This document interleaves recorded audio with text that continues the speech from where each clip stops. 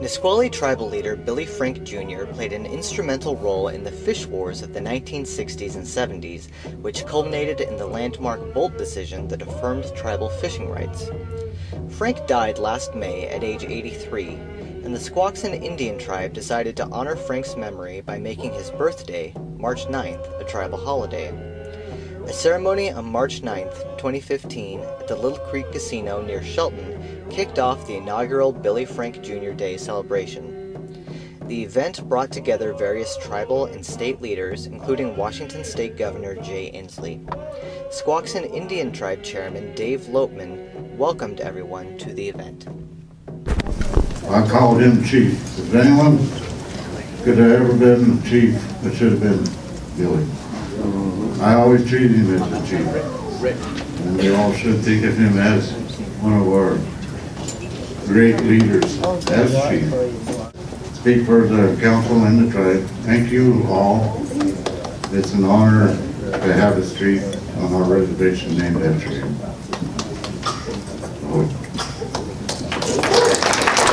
It has been one of the great treasures of the state of Washington to have had a voice for the salmon that was so courageous and so warrior-like and so effective and so resilient and so committed. And I'm here as governor of the state of Washington wishing happy birthday to Billy Frank Jr. in his memory. And I want to tell you, we're going to do everything humanly possible to make sure that voice continues to ring, not only in our ears, but in our hearts, and in our legislation, and in our rules, and in our communities. Because we know that when he asks us to pause and listen to the voice that sustains us to this natural world, it's a lesson that we've got to continue to listen to every day and every year. And I intend to make sure that's the case. It was around the end of November, beginning of December. Came over to visit Rhonda. I was going to talk to her about some cultural resources issues out there. And we went into her office even before we even started talking about it. And she points to Billy's picture and tells me that every morning I come in and see that picture, and it doesn't matter how I feel, I know that I have to get to work. And we got to keep on moving on and stuff like that. And then she asked me how, what is people doing to keep his name alive and his legacy going forward? And I shared with them that a lot of the tribal leaders mention his name when we're meeting with natural resources staff from the state, federal agencies, congressional people, and we were keeping his name alive that way, and keeping that legacy continuing to go on further. Then we started talking about, well, you know what, good idea, maybe we should name the road out front of the natural resources building, after Billy. And then she points to the picture again and she goes, you know what, he's my Martin Luther King.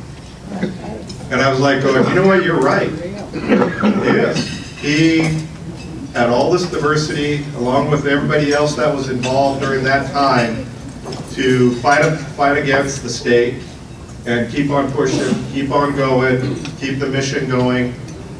And then afterwards, he had even a bigger impact on a lot of us.